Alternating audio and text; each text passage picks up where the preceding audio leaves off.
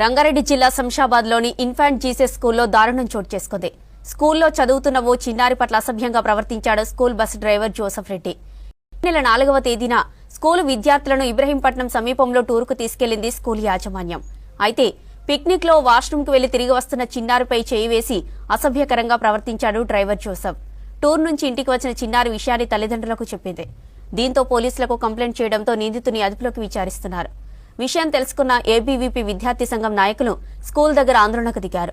నిందితుడిని అరెస్టు చేసి కఠినంగా శిక్షించాలని డిమాండ్ చేశారు. దీంతో వారిని అరెస్టు చేసి పోలీస్ స్టేషన్ కు తరలించారు పోలీసులు.